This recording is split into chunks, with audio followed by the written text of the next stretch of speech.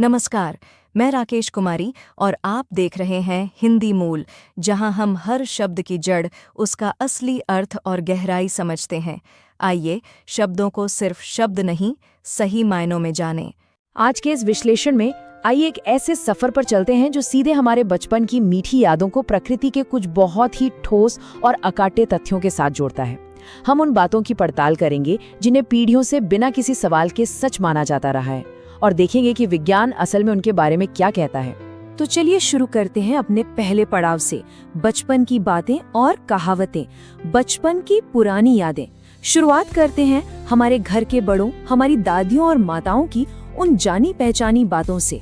बचपन से ही हमने उनकी कई कहावतें सुनी और उन्हें बिल्कुल परम सत्य मान लिया।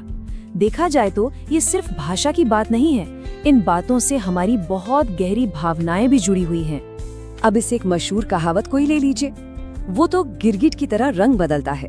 हम सब ने ये वाक्य कभी न कभी जरूर सुना है, शायद खुद भी इस्तेमाल किया हो, खासकर जब किसी का बर्ताव अचानक से बदल जाता है। पारंपरिक रूप से इस सटीक वाक्य का इस्तेमाल हमेशा किसी को धोखेबाज या मौकापरस्त साबित करने के लिए ही होता आया है।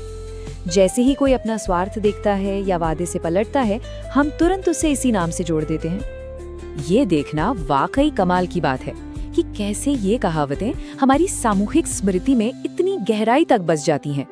हम बस मान लेते हैं कि जो बातें पीढ़ियां कहती आ रही हैं वही अंतिम सत्य है। लेकिन यहाँ आता है एक बड़ा ट्विस्ट। गिरगिट, एक गलत पहचान, इंसान की गलत फहमी।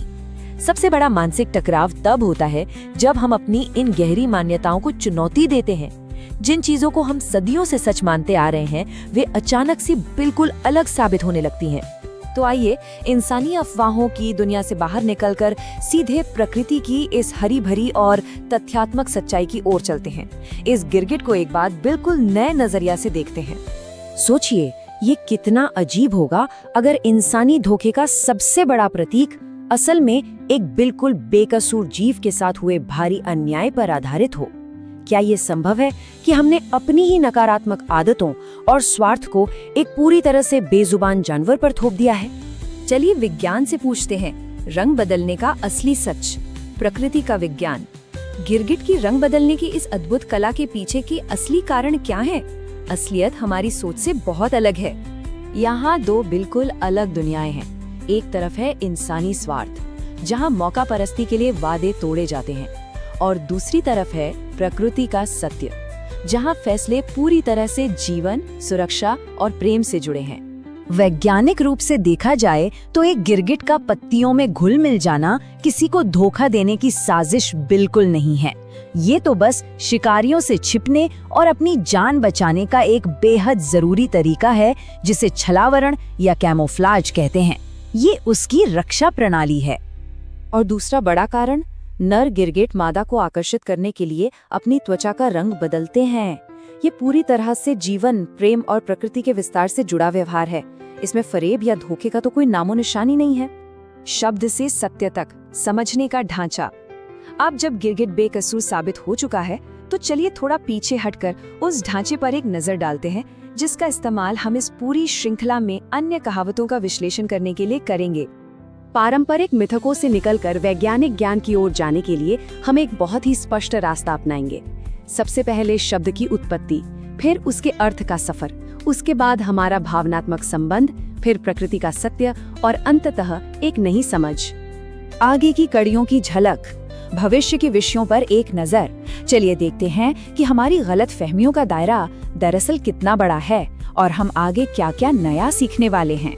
आगे चलकर हम खिलते हुए फूलों की वानस्पतिक सच्चाई से लेकर भाषा में जानबूझकर किए गए बदलावों तक बहुत कुछ टटोलने वाले हैं। उदाहरण के लिए एक बहुत ही हैरान करने वाली बात ये है कि फूल हमारी खुशी के लिए नहीं खिलते।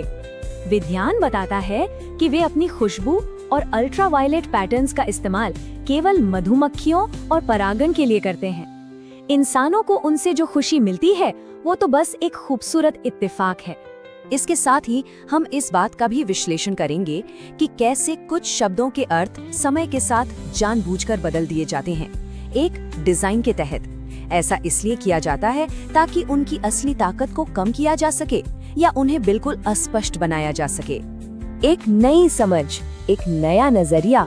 तो आइए इन सभी बातों को समेटते हुए अपने नजरिए को एक नया आकार दें। याद रखने वाली सबसे अहम बात यह है कि अगली बार जब भी कोई गिरगिट वाली कहावत का इस्तेमाल करे तो ये सच्चाई जरूर ध्यान में आनी चाहिए कि बेचारा गिरगिट पूरी तरह से बेकसूर है। सदियों से वो बिना किसी गलती के बदनाम रहा है। इस विश्लेषण को एक बहुत ही गहरे विचार के साथ समाप्त करना उचित होगा। हम चीजें वैसी नहीं देखते जैसी वो हैं, हम उन्हें वैसे देखते हैं जैसा हमें देखना सिखाया गया है। जरा सोचिए, जब हम शब्दों और कहावतों की असलियत जान लेते हैं तो क्या हमारे आसपास की दुनिया को देखने का हमारा नजरिया भी हमेशा के लिए नहीं बदल जाता?